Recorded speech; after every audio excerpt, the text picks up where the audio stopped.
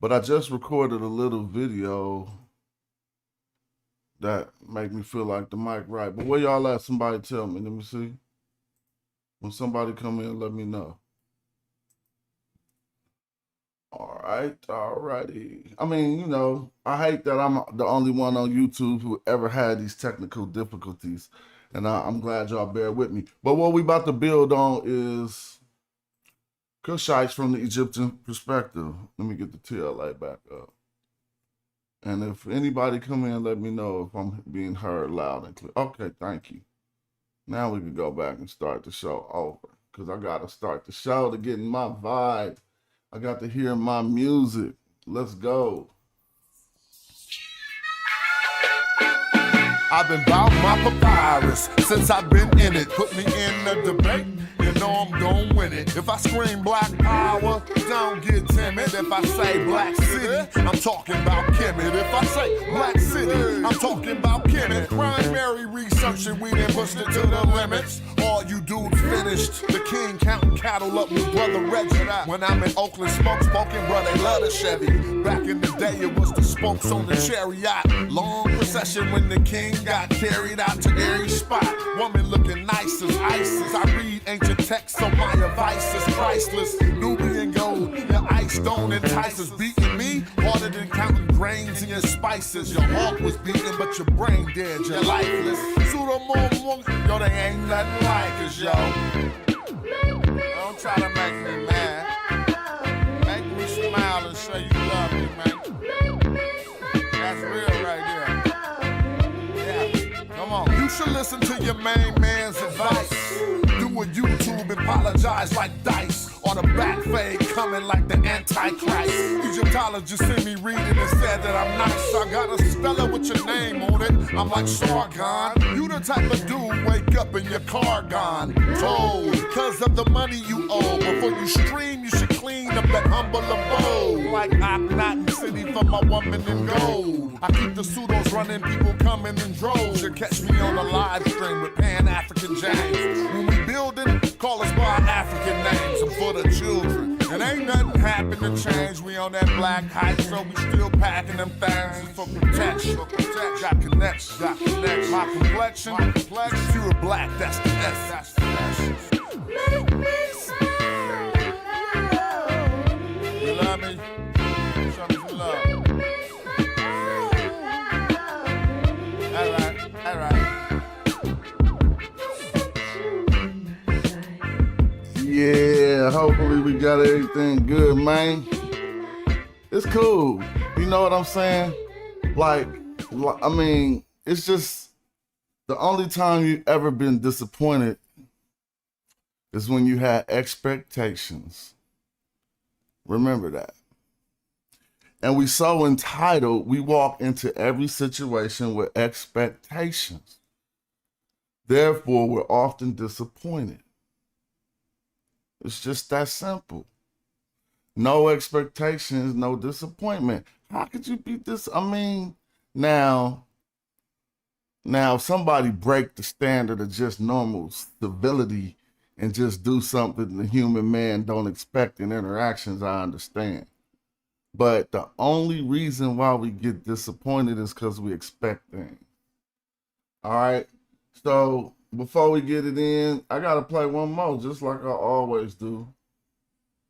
But I wanted to play, I guess since they started me over, I want to play a different joint. So we're going to go back 15 years to the album called The Hierophant. And since we in Kemet, we're going to play Do It Rock. Let's go. You feel me? Yeah. New carton of the Aunt Kemperu, I'm in a tep my try never cock him. Hotel. Never high by a new session. My heart is happy. Never high by a new session. That I write for God. Never high by a new session. They say my heart is happy. And I praise God every day. A new Tefek, to honor the Aunt Kemperu, my tribe. I'm in a Tef, never cop him. Rena, M. Shanu, Pass I ride the Sue Biddy. He too witty. never mentor. Ankh Keperu, Suvan at the root, to a Rasa, Jedi, Maduna, Ten, the fair. Yeah, Jedi, Ray and Kim, the fair. Heard him, my mentor, Sayana Saru, Neb Key Ray, Makaru. Directly to the center of the cipher of the soul. I don't really know how to say that though. It go Aria, Heru, Wet Wawet, Immasar, Imra, Harati, Ta Ankh, my Ankh Jet, Tuara, Neb Heru, Jedi, Ankh Keperu, Tuara, M Jet, Ankh Wasaneb, Tuara, Neb, Gert, Newton, Gib, Tuara, M Dahudi, and my Saneb, Anouk Nefer, Earth Netta. Never I Peppa New session. My heart is happy. Never I Peppa New session. That I write for God, you know what I mean?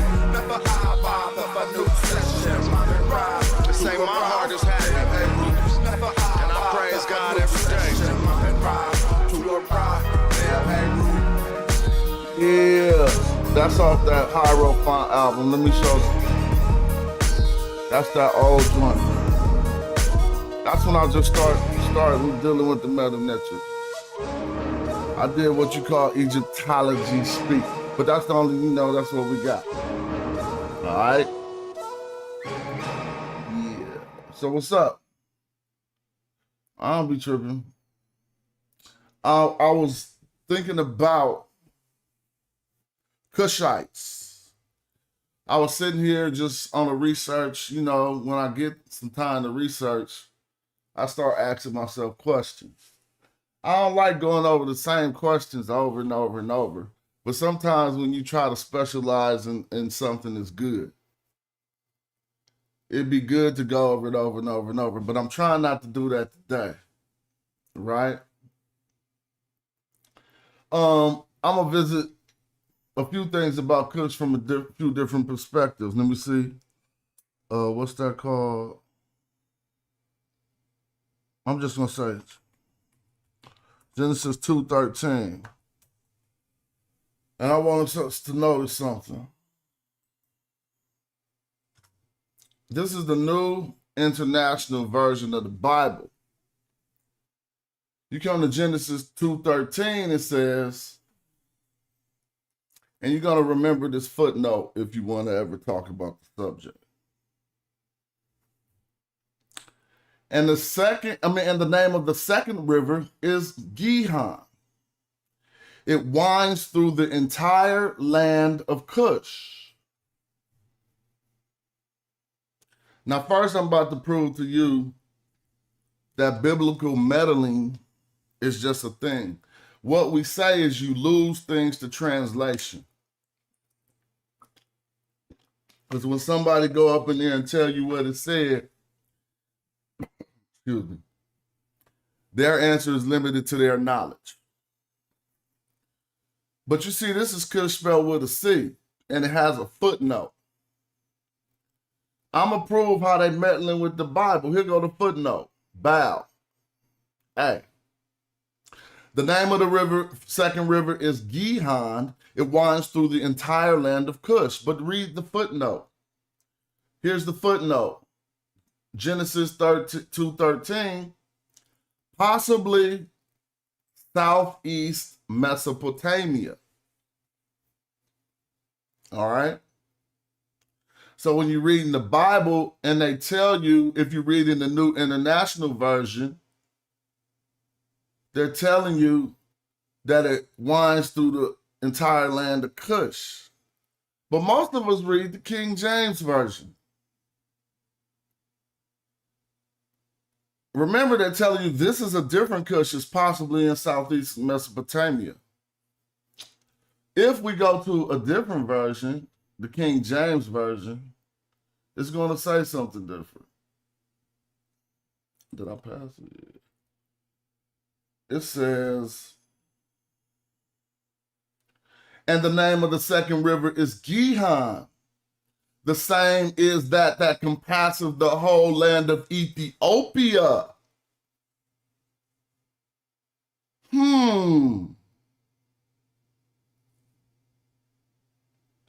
Now, how could it be somewhere in Mesopotamia, because the New International Version is the newer than the King James Version. But even all of them going back to the Hebrew, where they was talking about Kush.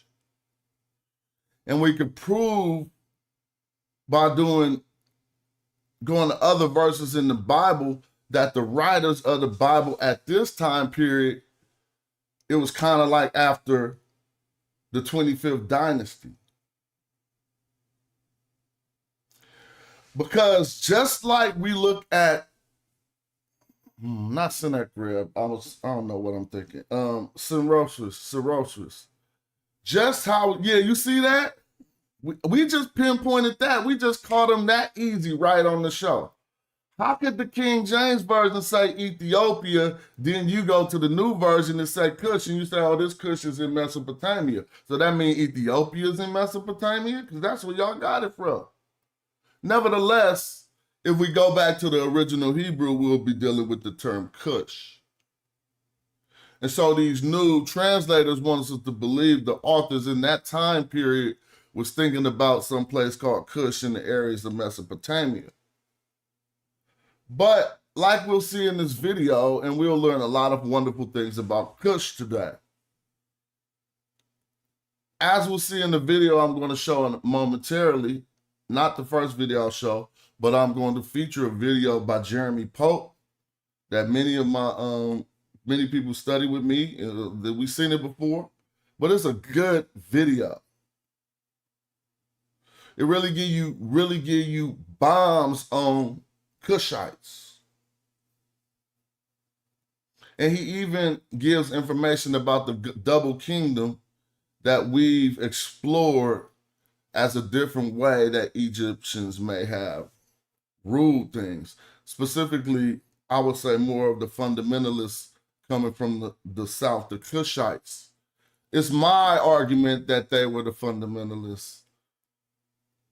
All of the evidence is there for me to make that whole hypothesis and thesis. Amen of Napata. This is the birthplace of the chief deity of the ancient Egyptians, Napata. Okay? So why is your God born deep down in Africa?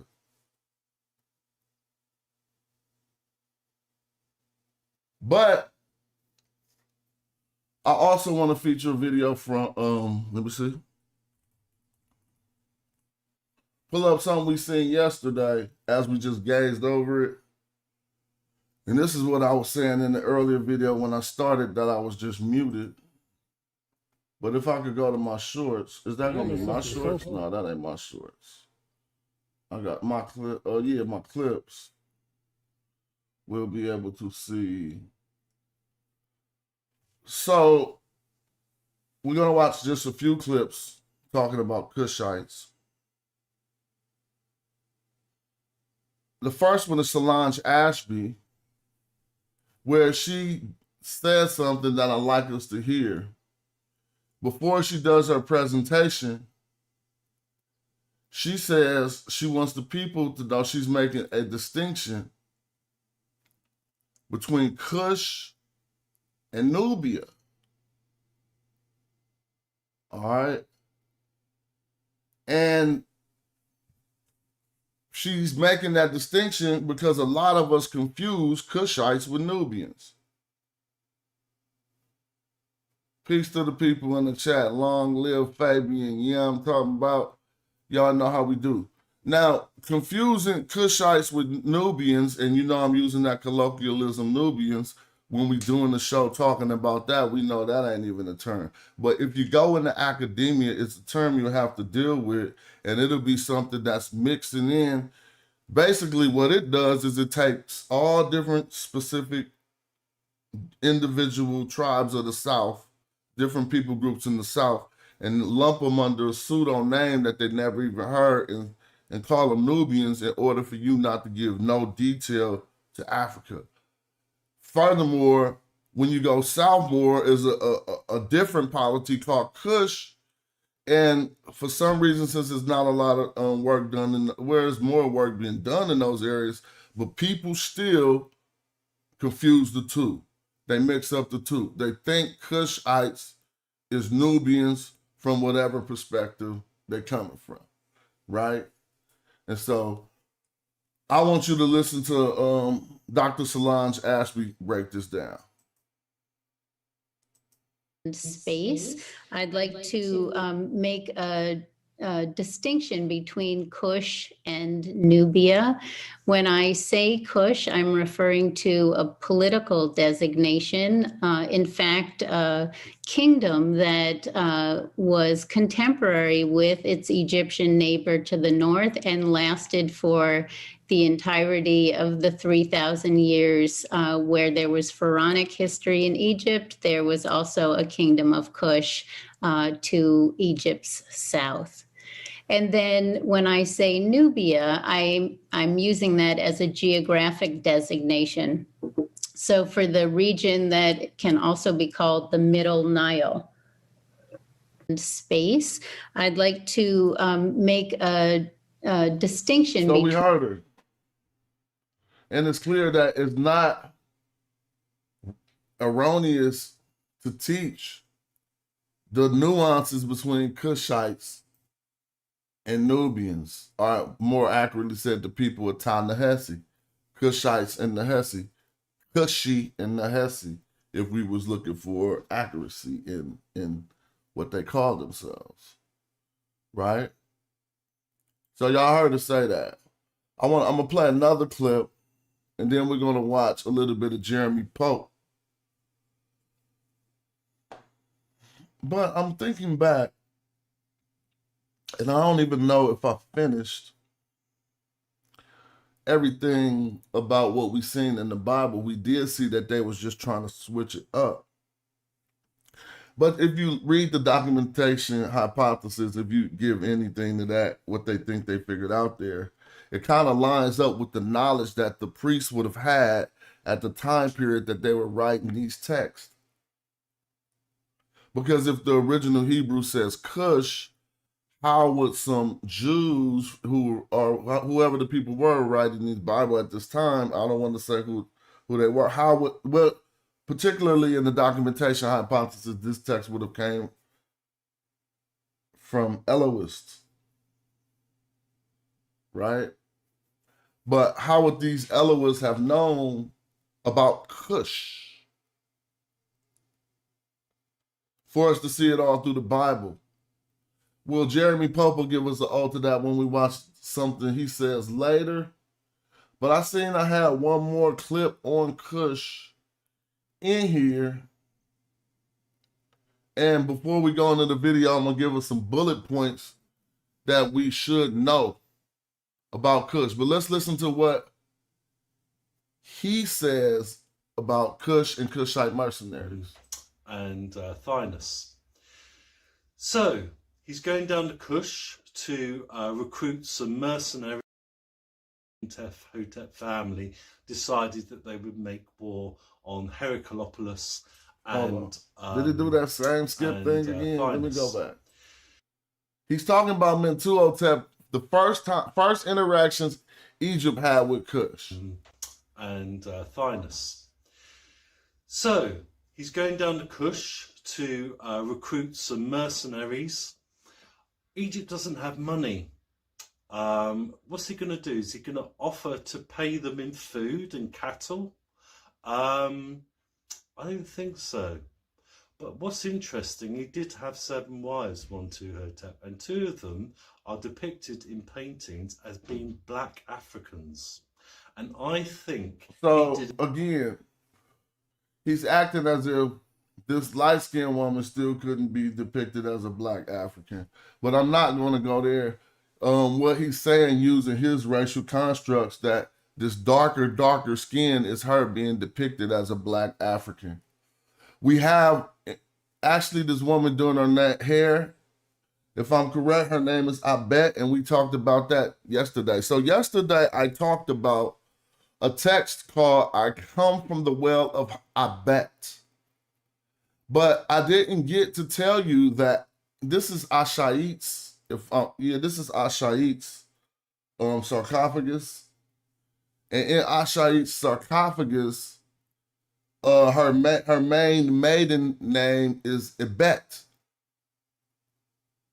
the same name as the people. I mean, the same name as the location the people in the Semna dispatches were coming from, and that's the light skin one, and that's deep down in the Sudan. Her name Ibet. So they saying that you can't really look at skin color and be like, oh, this white people, this black people. But what you can discover from the dark ones is that they ain't white people. But you can't determine from the light ones that they not black people. I'm sorry it works that way. I just gave you textual evidence to it. Her name, I bet, and if you look at Kate Litzka's work, she says exactly what I'm saying. Like that name could indicate that she came from the heartland of what they call the Eastern Desert in Nubia, the gold region. The deal down there. I think he got into some politics there, and he offered that once the conflict was won and over, he would marry two princesses and make them queens of Egypt, and he would come down and settle the claim that maybe these two chieftains or one. So he's conjecturing that in order to win Egypt and to unify Egypt, going into the 12th dynasty, that Mentuhotep made a deal with Kush. And his evidence for that is that he had Nubian wives. See, he made that mistake again. He took all of the Africans that are south of Egypt and made them the same thing. Having Nubian wives wouldn't give you no hookup with the Kushites. You would need a Kushite wife, correct? So, but nevertheless, he's talking about a time period when Egyptians first learned about Kushites, right? So here go some of the bullet points before we watch some of this video from Jeremy Pope, which is cool. Our understanding of when ancient Egyptians learned about the term Kush, 11th-12th dynasty, around the time period of those families. All right. I think it first appears in Senro sets. In Senro sets are one of Amenemhat, one of their texts somewhere. But you have to analyze the way it appears. And that they all of a sudden is talking about this place that seemed big to them. And it seems as if they are trying to let their people know they got control over it. And so then what Senro said do? He go down and expand the borders, and Egyptology weaponized expansion of the borders to say he did it to keep Negroes out of Egypt, by default of saying he did that to keep Nubians out. But what he was most concerned with, he went and actually encompassed all Nubian land into Egypt and told Kush, don't cross this line at Semna. Any Southerners beyond this line cannot come into Egypt unless they want to do trade, and I can.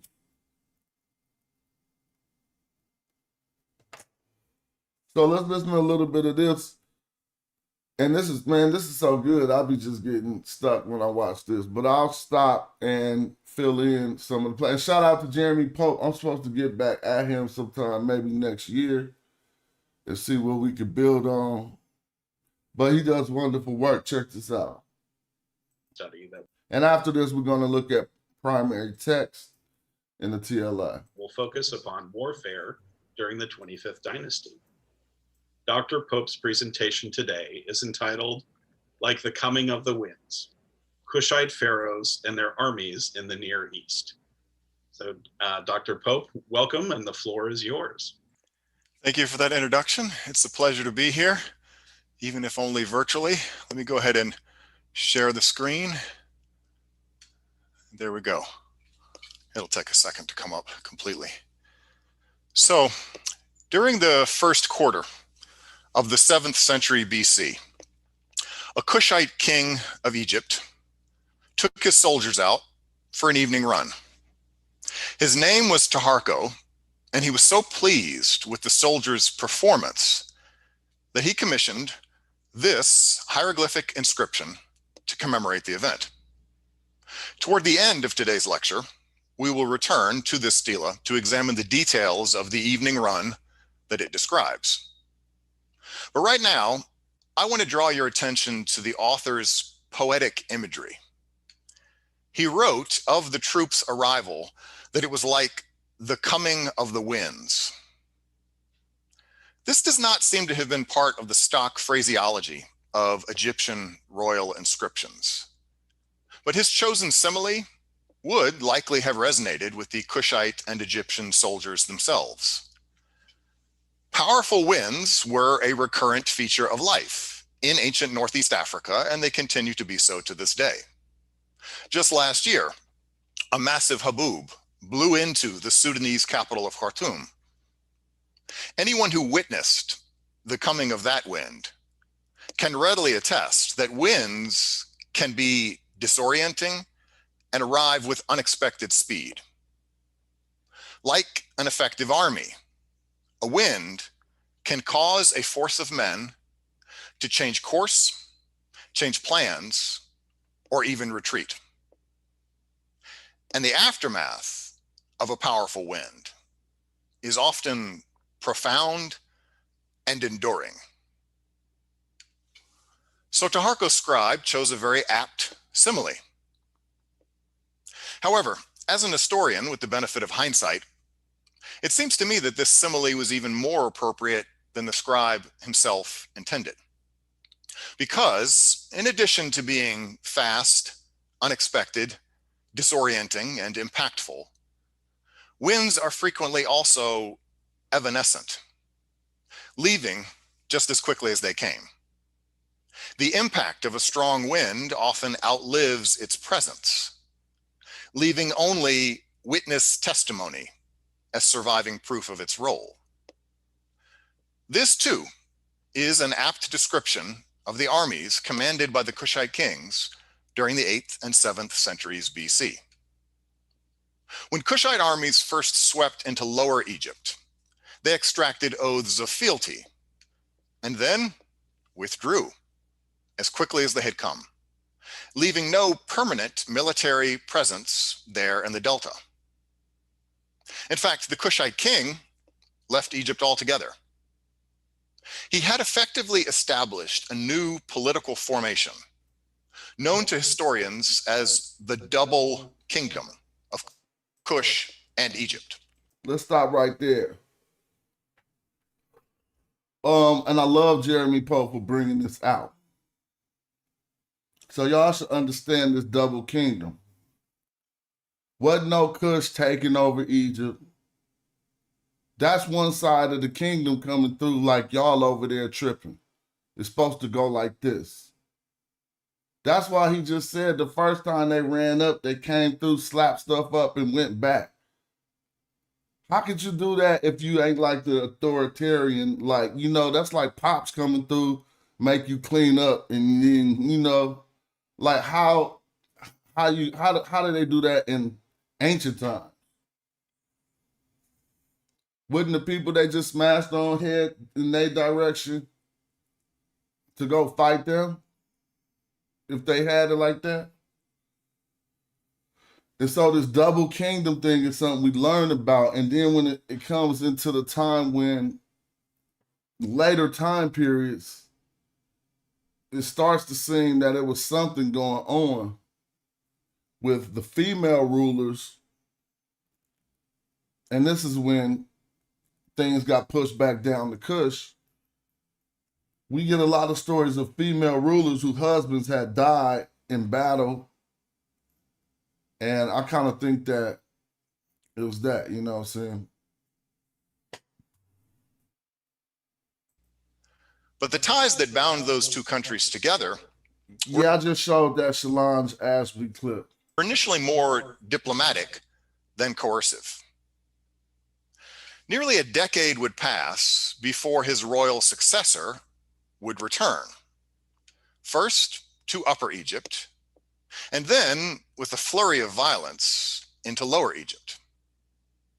Here, the Kushite royal house would remain as Egypt's 25th dynasty. But hold on.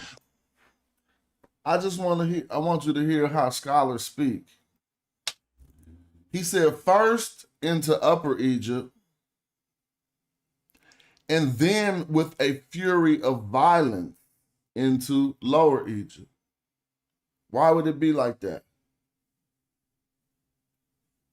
Why would he move not with the same fury of violence as the way he worded it into Upper Egypt? Because what we know about Upper Egypt nowadays, they say what? That's the blacker areas, right? With the nowadays. But we understand this just to be more like the heartland, the real heartland, or Thebes area being real Egypt. I don't want to say real Egypt, but you know, the most important areas when it comes to the officialdom of Egypt. They ruled from different areas. You hear about them being in different areas, but the coronation at Thebes was important. So maybe it wasn't even too much beef between Kush and Upper Egypt. And they had to go in with all the violence in the Lower Egypt, where all the other people coming from other areas congregating in these delta areas. But only for the next 50 years, after which the invading Assyrians ultimately forced the Kushites to withdraw from Egyptian soil. The double kingdom's military engagements with the Near East appear to have been even more ephemeral. Attempts to posit a Kushite and Egyptian military garrison at Lachish have been inconclusive. And we know of the double kingdom's military intervention in that region only from Near Eastern sources. In fact, our only truly contemporaneous documentation of the double kingdom's activity abroad comes from the testimony of their enemies, the Neo-Assyrians. For each of the years listed here, the Assyrians claimed to have engaged with the armies of Egypt, often specifying the involvement of troops from Kush. In fact, one of these encounters was set on the plain of Al-Teka, not far from Lachish and Jerusalem. Yet not a single one of these events or their Near Eastern participants are explicitly mentioned in the entire corpus of surviving Kushite royal inscriptions, whether in Egypt or in Kush, during the reigns of the 25th dynasty or those of its descendants. When addressing conflicts in the Near East, the surviving records of the Double Kingdom provide only bombast, like this scarab, which alludes vaguely to a Kushite victory over enemies who are described only as sand dwellers. The Kushite and Egyptian inscriptions' apparent silence on events in the Near East would be less remarkable if the available corpus of records from the 25th dynasty were small or were generally uninformative about military engagements or other historical events and personages. But this is decidedly not the case. The era of Kushite rule in Egypt yields several royal inscriptions, and these include some of the most lengthy and detailed accounts of domestic affairs ever to be composed in the ancient Egyptian language. The example that you see here, the great triumphal stela of the Kushite king Pianki, was hailed by Egyptologist Miriam Lichtheim as the foremost historical document of Egypt. So let me stop. Because when we're talking about other things and when we're doing the ancient Egyptian language and we talk, and I often say, I think it was the Kushites or a southern polity, southern people who changed up the scripts in Egypt I think they was responsible for coming with Demotic because there was too many foreigners and all of that. The new script of Demotic lines up right with the end of the rule of the Kushites, and I think they take it out about 10 years, and I think they do that on purpose so that Demotic won't arrive during the rule of the Kushites. But it's funny that the historians see, we do text, so it'd be funny. If you go look at a source, it'll say Demotic started about 10 years after the rule of the Kushites, right? But if you go do some philology and look up Demotic texts, you'll find texts written in Demotic during the time of the Kushites. But anyway, they're making a note to how they were some of them, they was good with the text. Include Listen. some of the most lengthy and detailed accounts of domestic affairs ever to be composed in the ancient Egyptian language. The example that you see here, the great triumphal stela of the Kushite king Pianki, was hailed by Egyptologist Miriam Lichtheim as the foremost historical document of Egypt's late period. So the foremost historical document of Egypt's late period is from the Black Pharaohs, as they would put it. You won't hear nobody ever say that, but he just told you. But it does not speak of the double kingdom's engagements with Assyria or Judah. We will return to this text later in the hour to mine it for details about the military's armament and strategy. But it does not provide testimony for those armies' interventions in the Near East. The double kingdom's pictorial record of military action has proven even more evanescent.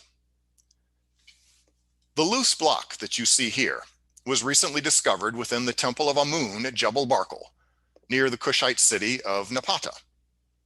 And the excavator has dated it to the early years of the 25th dynasty. Now let me stop. If you watched yesterday's show, we were far down on the map into Kush. We were at Jebel Barkal. This was what we said, the birthplace of Amun, the pure mountain, right? Remember all that? And this was who, I can't explain how they prayed to the god of Napata. It was not only the Kushites who prayed to Amun of Napata, but we're gonna look up some attestations to Amun of Napata too.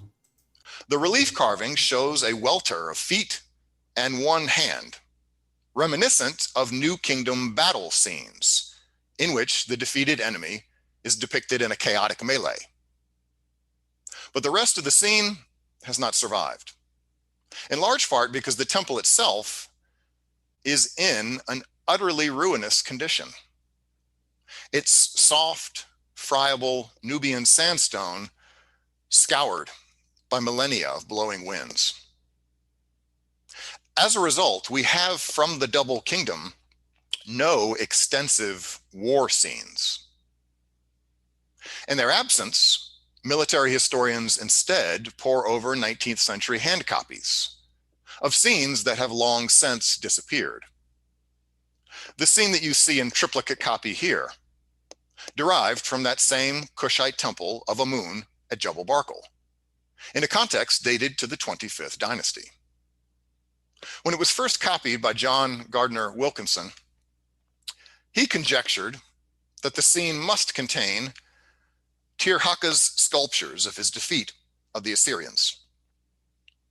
But Tony Spallinger has since critiqued this theory, noting that the enemies depicted here are notably lacking the beard of an Assyrian soldier.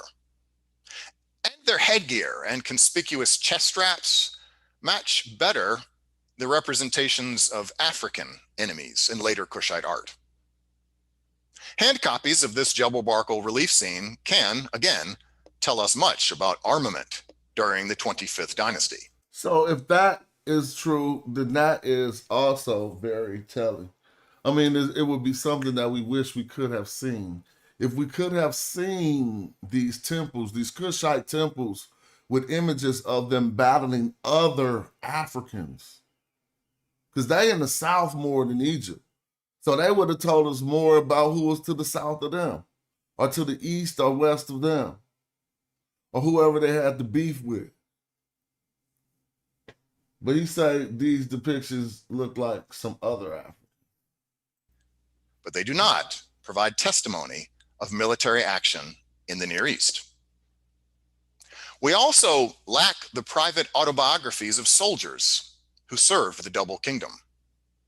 For the 25th dynasty, there is nothing comparable to the New Kingdom inscription of Amoza, son of Abana, who regaled visitors to his tomb with tales of his martial exploits.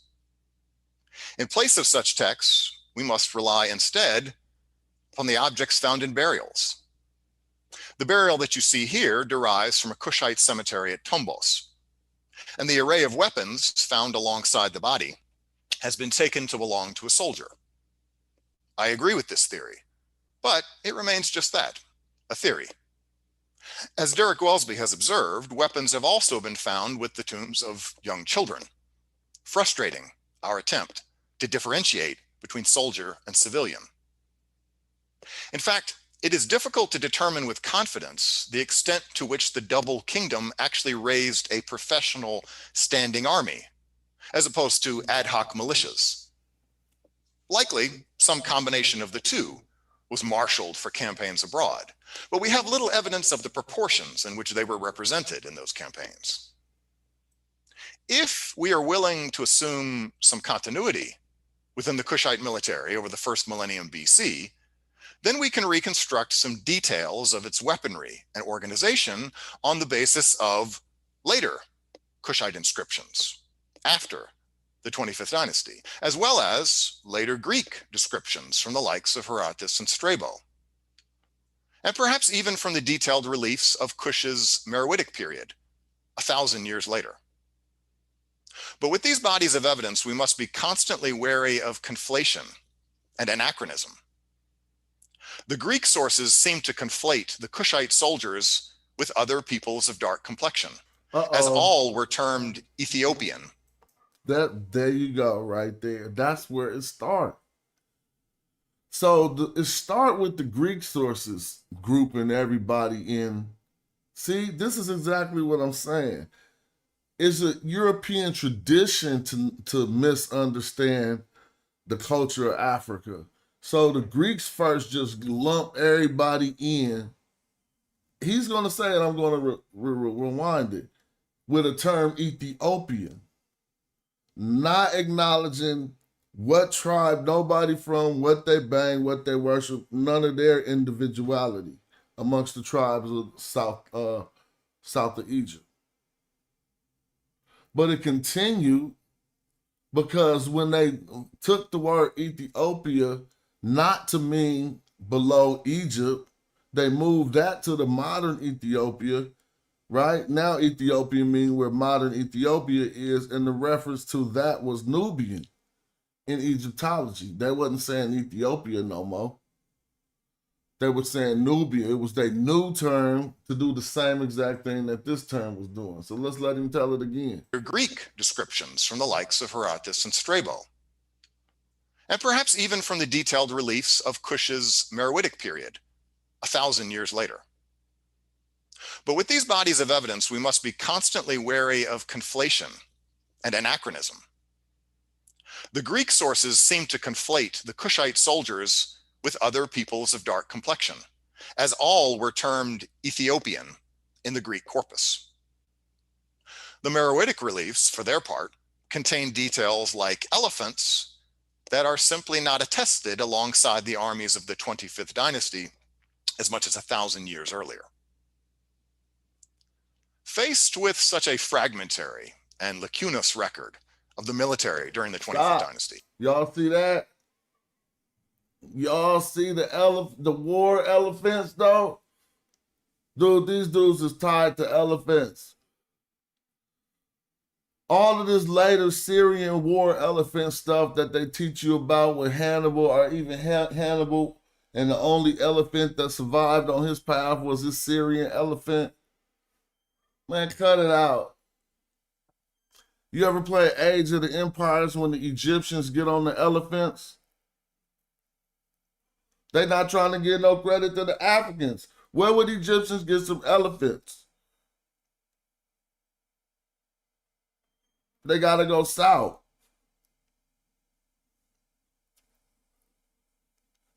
But these texts is lost to history, dog. What if we could know about these wars when the Kushites rode through with the elephants, bruh? Dang. The Meroitic reliefs, for their part, contain details like elephants that are simply not attested alongside the armies of the 25th dynasty as much as 1,000 years earlier. Faced with such a fragmentary and lacunous record of the military during the 25th dynasty, it would be tempting to take the records of their enemies as the supreme authority.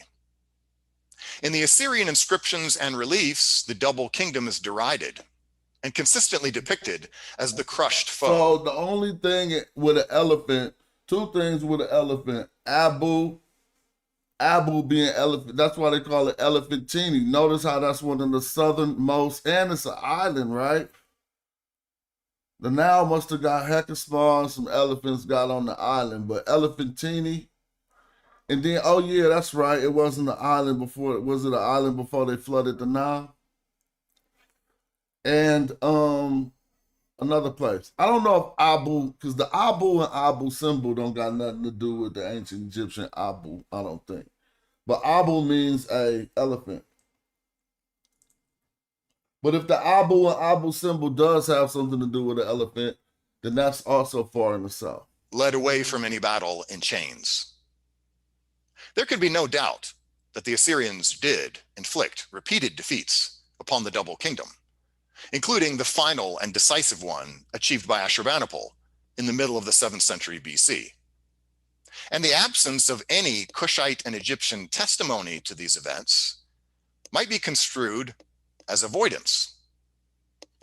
Yet, the Assyrian dismissal of the double kingdom's armies must then be confronted with the views expressed in the Hebrew Bible, and particularly within the book of Nahum, written only decades after Ashurbanipal's ultimate victory. The prophet Nahum recalled the former might of Thebes, asserting that Kush and Egypt were her strength. See? So, the Bible is aware of the double kingdom. That those two nations it was just one thing. Kush and Egypt is Thebes' strength. And it was limitless. There's also the rather suggestive fact that both the Hebrew Bible and Sennacherib's royal inscriptions report of King Hezekiah seeking an alliance between Judah and the double kingdom. Likewise, Esarhaddon's annals reveal that Baal, king of Tyre, put his trust in his friend Taharko, king of Kush, and threw off the yoke of Ashur. Attempts to reconcile these conflicting images of the double kingdom would seem to lead to an impasse, with each side questioning the veracity of just one subset of the surviving evidence. Was the double kingdom's military a credible threat to the might of Assyria, as suggested by the words of Nahum and the actions of Hezekiah and Baal? Or was the double kingdom that they envisioned as a powerful ally nothing more than a wishful fantasy, incapable of inflicting any setback upon the Assyrian military machine? I would submit that this debate is a red herring.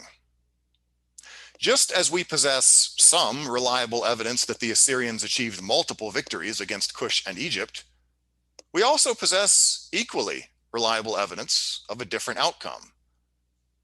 Take, for instance, Babylonian Chronicle 1, which reports that in the 7th year of Esarhaddon's reign, on the 5th day of the month of Adar, corresponding to 673 BC, the army of Assyria was defeated in Egypt. Was the double kingdom a credible threat to Assyria? On this occasion, apparently so. Yep. And consider the source pedigree of this text. It is neither Kushite propaganda, Egyptian propaganda, nor Assyrian propaganda. And it derives from a cultural milieu that owed allegiance to none of these powers. The chronicle is also devoid of literary flourish. Its reporting is dry, matter of fact, and unembellished. We could hardly ask for a more credible source. Yet this achievement on the part of the Double Kingdom is nowhere reported in the surviving records of Kush and Egypt. Perhaps our sources are not comprehensive. The available evidence would therefore suggest that the Double Kingdom could and did inflict at least one setback upon their Assyrian foes. The question of whether the Double Kingdom was a credible threat seems already to have been answered in 673 BC. And the question of whether Assyria could counter was answered just as clearly in 671, 667, and 663 BC. So rather than debating whether the Double Kingdom was a credible threat, it would seem more logical then to ask why the forces of Kush and Egypt were successful against Assyria in 673 BC, but unsuccessful in multiple sequels just a few years later. And if you want to see that question answered, you can finish watching his presentation. This is Jeremy Pope, Kushite pharaohs and their armies in the Near East. I want to look at texts from the time period when Kush was considered a credible threat to Egypt, or what have we, to the two lands, right? And so when we talk about this double kingdom thing, we have to understand everything Egyptology tells us about Egypt don't line up. I ask simple questions and they start to illustrate what I'm talking about. So we all hear about the unification of Egypt, right? And we know about the unification of Egypt. And we take that as the upper and the lower being unified, right?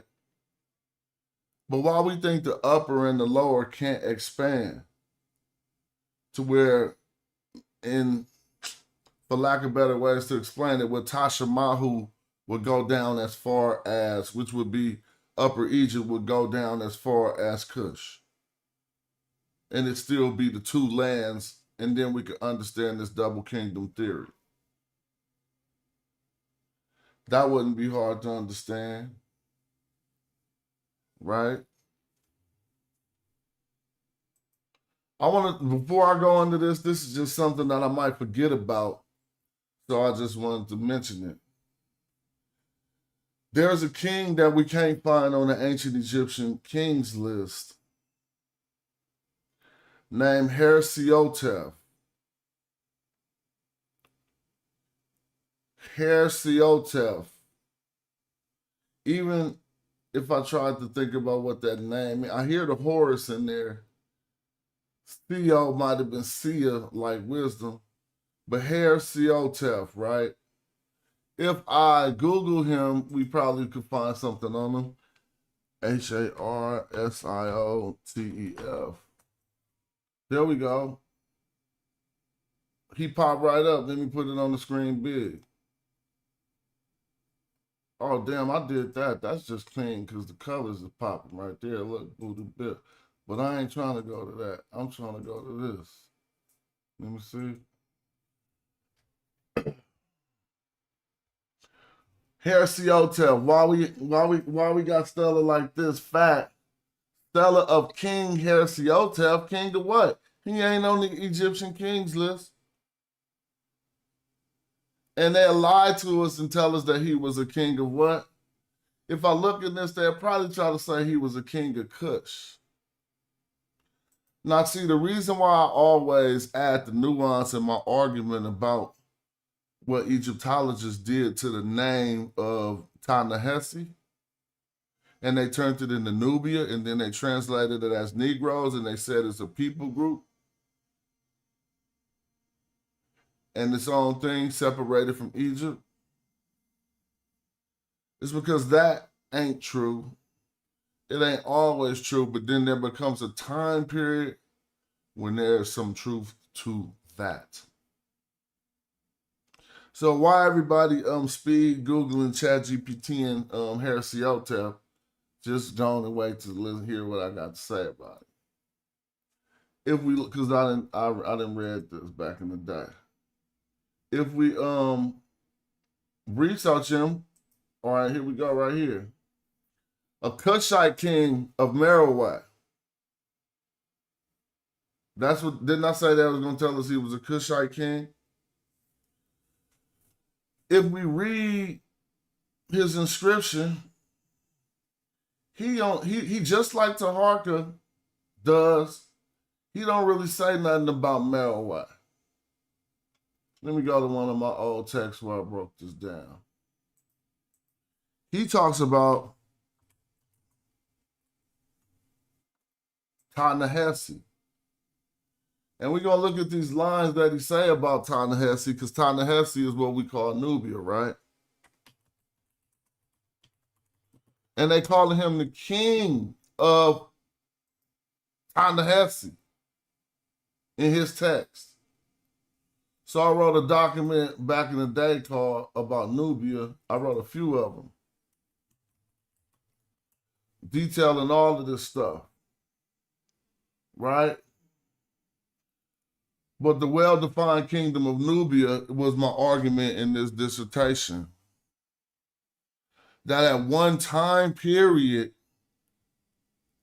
we find what I argue here definitively, without a shadow of a doubt, even brought forth King Heresiotep and what he said on his text, to let us know that at one time period, Ta-Nehesi had a king, right? And so I want to go to this right here. The borders and crown of Ta-Nehesi. And this is from Heresiotep Stella, lines 11 through 13. Now notice it was Amun of Napata again, which is going to hook him to the south, going down to Gebel Barkal.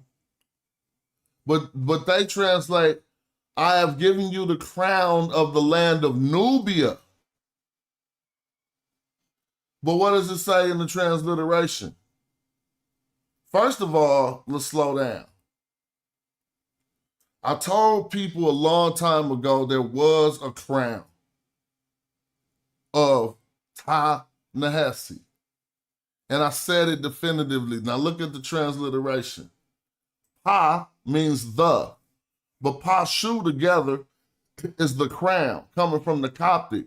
We could talk about this because this could go back to Pasha Kimti, but what I looked up is the Coptic, and it's talking about the top of your head. Pashu in the land. What is this? NHS. The crown of the land of Nehesi, not Kush. But see, they telling us Kush because they don't expect us to read the language. When we continue to read it, I give you the four corners of the land in its entirety. So when you got four corners, you got borders. This is all in my old work. And it's still qualifiable, and people could catch up on this. I give you the good water. I give you the sky of good rain.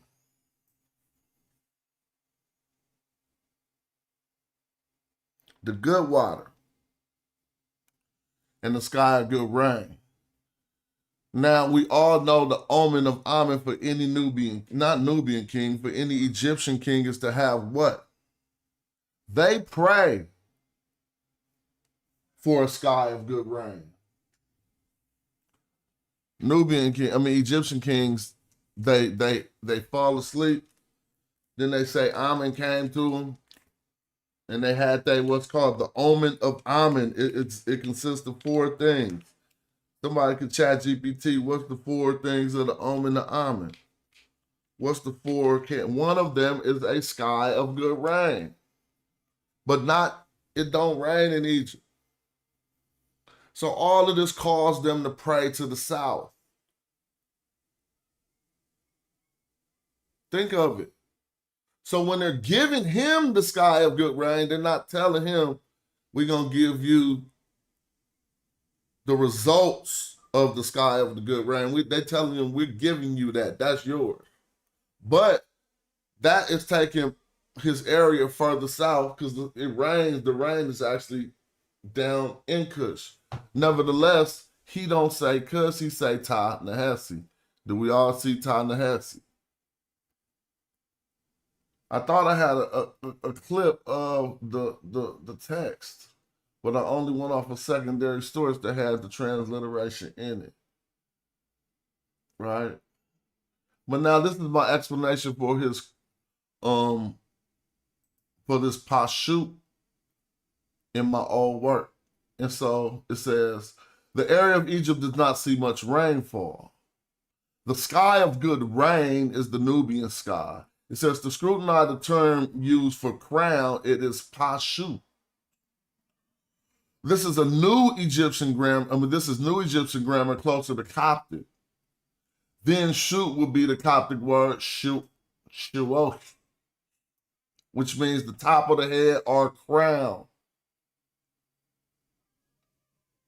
Another option would be pashint, which is the Greek way to say shekimti,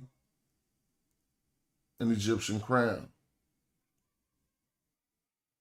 What Harsiotef is saying is he was blessed by Amen, an Egyptian god from Napata, a Cushite land, to conquer Ta-Nehesi, i.e. the areas between the first and second cataract. I still stand 100% behind that. I shout out to my old work about 15 years ago. Man, I seen this. I said this a long time ago. I'm like, look, man, that's not the same thing. And let's read that again. What Harsiotef is saying is he was blessed by Amen, and just for the lack of better word, an Egyptian god from Napata, a Cushite land, to conquer Ta-Nehesi. That is, the areas between the first and second cataract are the areas between Kush and Egypt. It is clear looking at the stela of Simroset that Simroset III was attempting to confine Nehesi to areas below the second cataract. Now, yeah, if in Nehesi I'm saying southern here, I still stand by that. Simroset III's boundary stelas are found in Simna below the second cataract. Though Simroset never mentioned Kushites, he mentioned that Nehesi should never cross this border. Hey, I don't think at this time period that I figured out that there was some foul play in with the keeping Kushite Nehesi below the hay or below that Hash Reshi. I don't know why I say hay here, but whatever. So there are borders of Ta-Nehesi. That's just what I was arguing for the time period of this pharaoh, who they only associate with Kush, even though we've seen in his text, he said he got Ta-Nehesi. So maybe now let's go to the map and show people what we're talking about. And if y'all want to tap in on the, I'll tag it in. I'll open up a Zoom.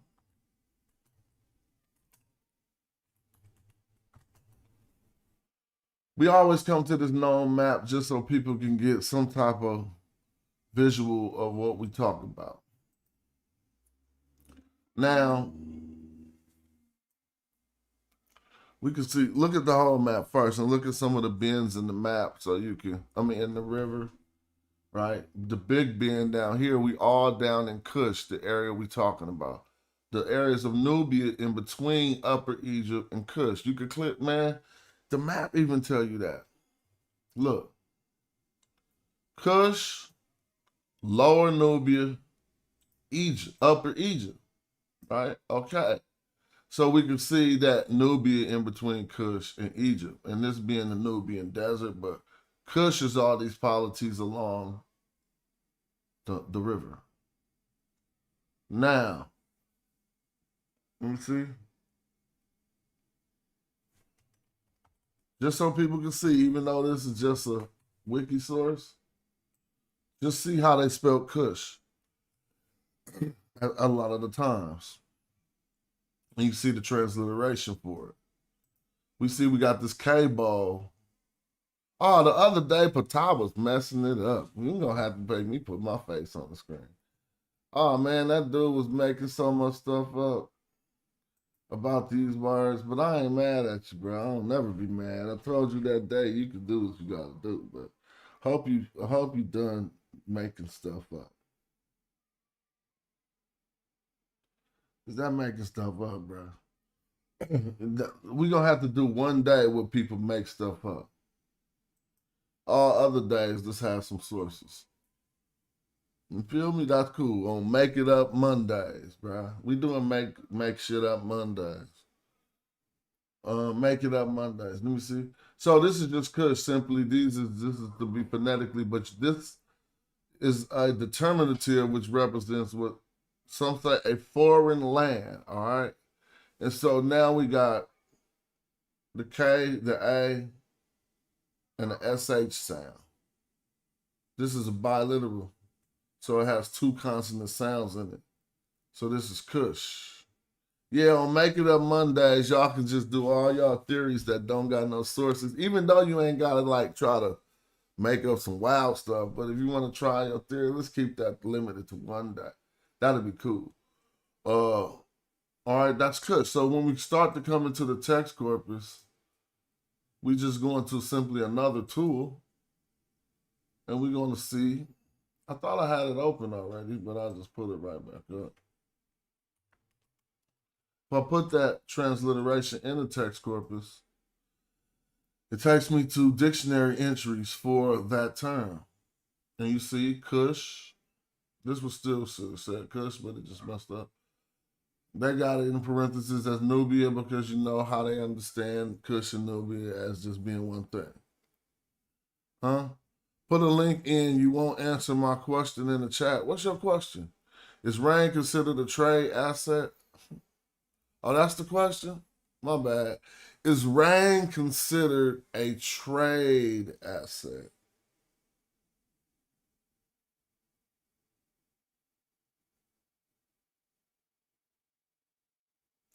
I don't know how rain couldn't be traded by humans. If you want to talk about the land where it rains, that might be considered some type of an asset for trade, but the water is gathered by the river and distributed to the people evenly. You see what I'm saying?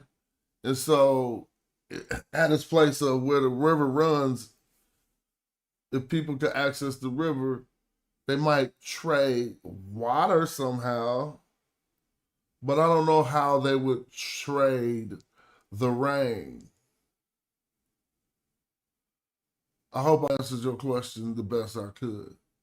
How could they trade rain, bruh? All right. So I'm going to click on Kush. Now it's taking us to, it will give us the 107 occurrences where this word occurs in the text corpus. Not everywhere in humanity, but where it occurs in the scholastic text corpus. You could probably find it in some other places. You mean water? Water might have been traded, but I can't find, I don't know anything about trading water. What I do know is pottery was made to move water around. You feel me? And we find a lot of pottery in areas where there was no water. Now, if you say that they got to those areas of no water, and then they made those people somehow trade to get water out of their pottery, and this is why we find broken pottery in these deserts, that could be an argument or a hypothesis that you could make work. You know what I'm saying? But I don't know.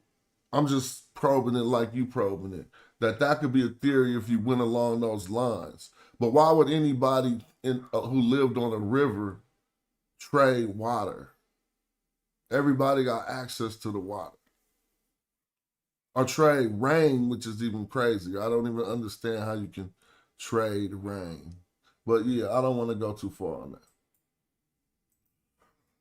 And so one of the first attestations in the text corpus, you see, it comes from our good person that we talk about. Let's look at the family period. I'm gonna stop calling it time periods. I'm gonna start calling it the family period. Let's look at the family period. Because then that'll more or less give people more of what we're talking about. You'll understand how the 11th and 12th can exist at the same time. But if I say the time period, you think they run concurrently, which they do by some, but there's a lot of overlap in the families. One of the, and so we talking about the 11th and 12th dynasties, 11th, 12th family periods. Simro said the first is the dating of this. And right here, it's just simply say something about Kush. We see it here, but notice here, they use the different S in this Kush. So it's like Khas. See, that's even funnier to trip off because as it enters into their lexicon, they damn near, I ain't gonna argue that they didn't even know how to pronounce it right. But we can see the first writing of it doesn't represent the H that you hear at the end of Kush. It says Khas. And those two S's ain't the most two interchangeable. You know what I'm saying? Like you might find this S in the Dorbo S, but you don't hardly find this S and the SH so much like this. Anyway, you see it transliterated here, Kas, and it says Kush right here.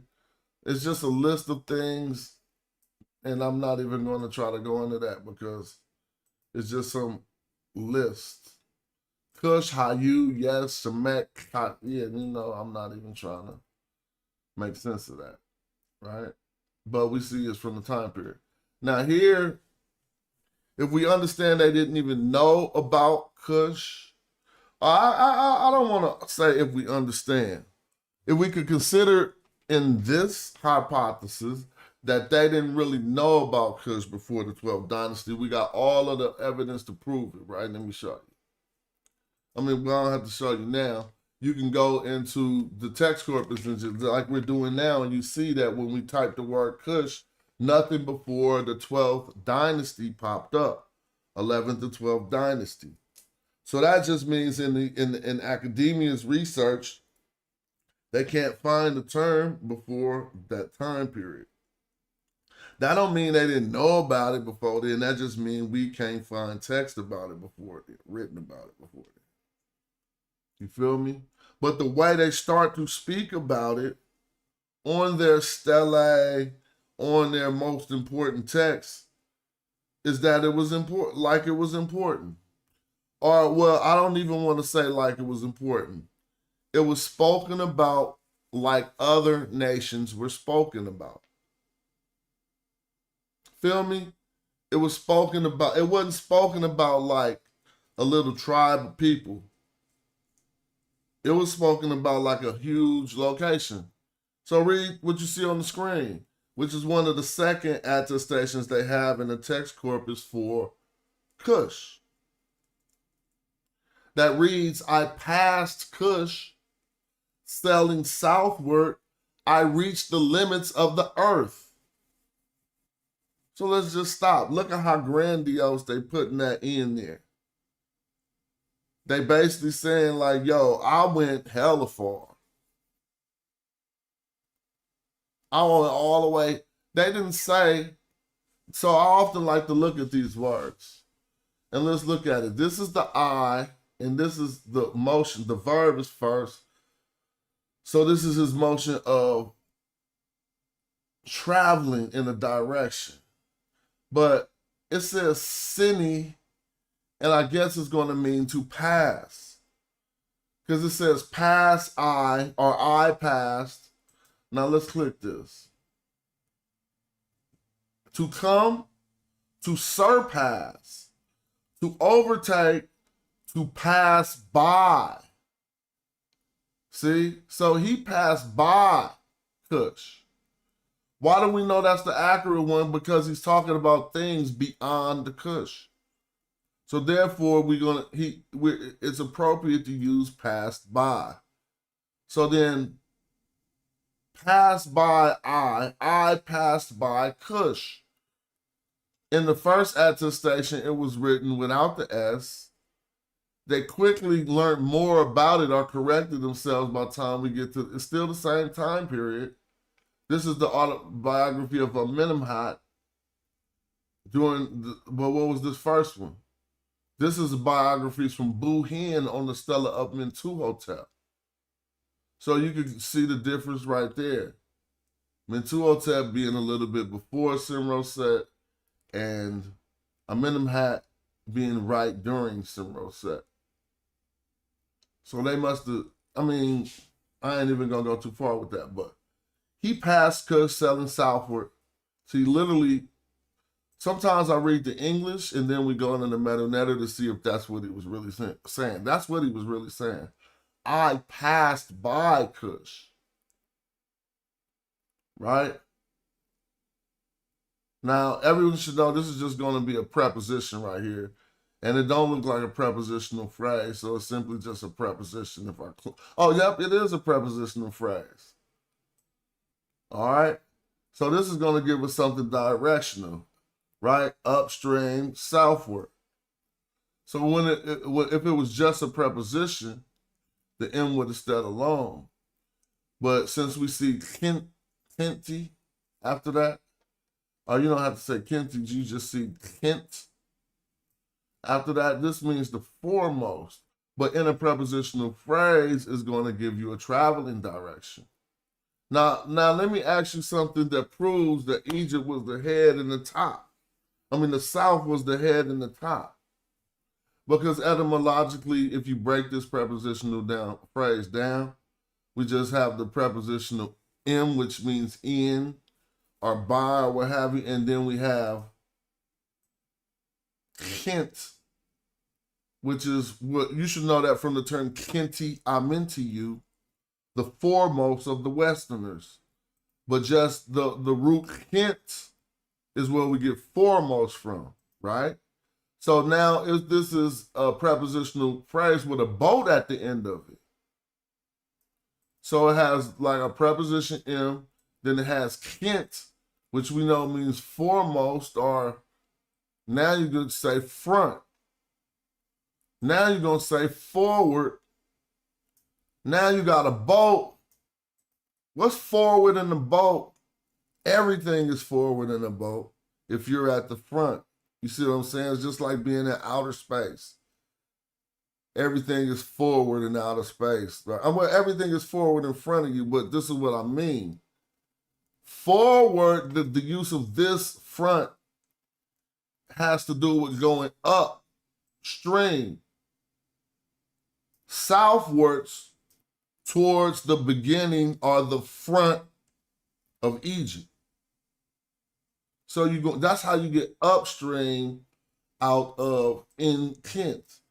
Because if we just look at Kenti, they probably say foremost, right?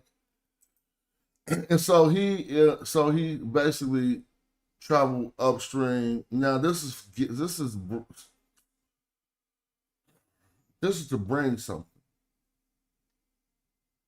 So but this is like any end. So this is he brought it. I have brung. I would say. Let's click that. So they say that's the reach. I'll take that back. I'll mess that up. But y'all know, see, the reason why I have to say that because they added more words into here, right? So the term I was scrutinizing indeed means what I mean, but this is a whole phrase, and I wasn't reading the whole phrase. So look, it says, I brought gifts. Now, wait a minute. Because I'm clicking this phrase and I'm looking at what they got at the end of the phrase and I'm making sure it matches. Yeah, it do match over here with that. So we just got him in the middle of reaching that border, it's still part of him reaching the limits of the earth. You feel me? But look, this is what I want to trip off. I'm going to click this. Look at this and look at this. And I want to see. Now he reached and he brought. And look at this. So y'all see the similarity to all these lifts? Just look at them. You see these feet with a jar on top, an end, and another jar here. But this one got the papyrus roll at the back. So we know this is the type of Inu gifts. There are Inu gifts, right? Thank you, Chris. I just seen that. Now I'm just looking over all of these ones that, all of these feet walking and just showing people who don't read the grip. Now this one ain't Inu gifts, but you still see the jar, the feet, and an end. But you see another end and then him. Now look at how this is transliterated. N-E-N-E. And this is it again. N-E-N-E. Now this is where they is getting, I have brought. You feel me? So this is where he says, I have brought gifts. And that's the word for Neb, for Lord.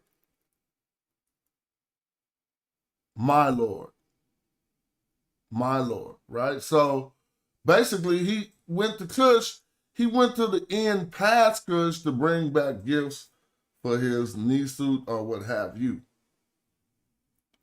Then His Majesty proceeded in peace after he had crushed his enemies in vile Kush. Let's trip off vile Kush for a minute. I wish I had my wallet. I might have to go grab a water. Then His Majesty proceeds in peace after he had crushed his enemies in vile Kush. Now, there's a book written by a professor, and I don't know what I did wrong, bruh. I actually probably could go look in Facebook and type Stuart Tyson Smith name into my Facebook and show you when I got at him in like 2013 about his book. And did I read the book wrong? So what happened was, I don't know if my viewpoint was so different that I didn't understand the book. Maybe I didn't read it. I don't know what happened. But Wesley Muhammad weaponized some of the information in that book against Black Egypt. To say that, look, they called Kush wretched. They hated wretched. They hated Kush. As a matter of fact, here's this new book called Wretched Kush that talk all about it. But that wasn't Stuart Tyson Smith's stance. Although he, for some reason, hinged on the point that ancient Egyptians called Kushites wretched. But I don't remember him pointing out that that was just not the most frequent use of the term wretched. And wretched was most often used to talk about Asiatics in the north. Wretched Kush. Wretched retinue. Wretched Asiatic. So I did a survey on this term right here. This is still Kush. But you see this term after it, Hesi, or what have we, Hesi or whatever, whether it's Hesi or whatever, is this term, it means vile. Now, when we talk about these being the introductory text that we got to look over to get ancient Egyptians' perspective about the Kushite kingdom, we got to keep in mind that this is, and most of these texts will let you know, this is the political view. What I mean by the political view, it is like the propaganda disseminated through Egypt in order to keep their people knowing that they in control. If I was too liberal with that explanation, pardon me, but it is how it turns out. We learn from looking at this type of text, and then you look at real life everyday text, and the view will change about people right in the text. Right? So let's continue. His true and his trusting servant, his praise governor, overseer of priests, Sarenput, who says the proceedings of his majesty to overthrow Val Kush. Now, who would his majesty be during the time of Sarenput? It's still Simroset the first, right? But this is kind of like crazy because this also lets us know Sarenput was like the governor of Tanseti at the time. So let's go look up Sarenput the first. That was all Tansetians, like. Or how my dude said, Wasetians. Sorry, R-E-N-P-U-P-U-T. Sarenput the first. So, again, we can't think of everything as one thing.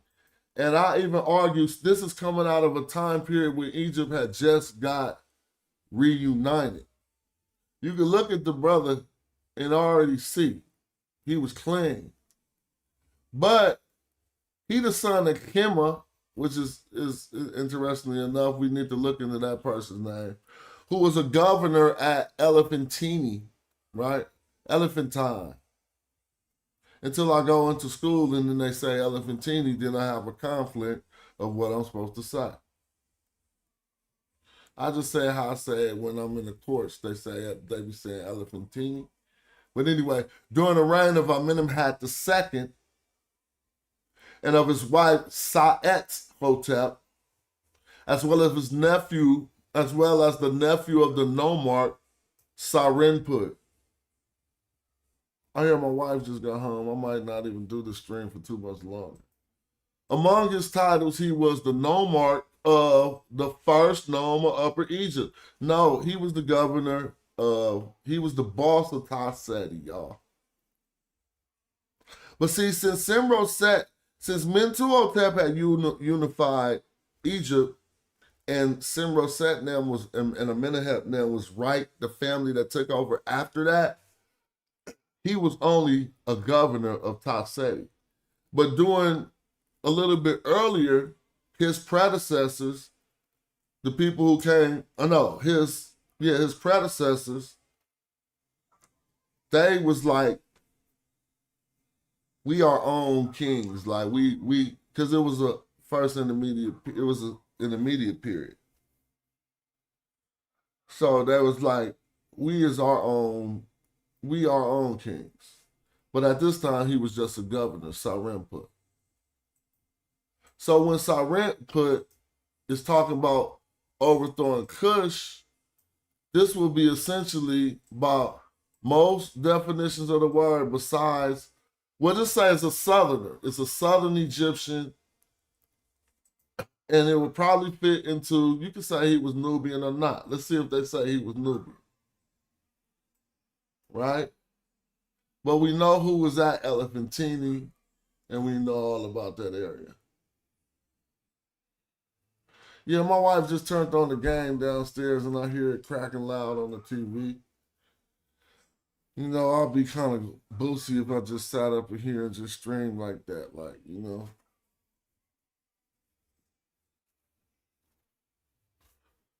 So I gave y'all the sources of what I was just looking at. And everything that I think that you could continue to look at this stuff, but I might continue at another time.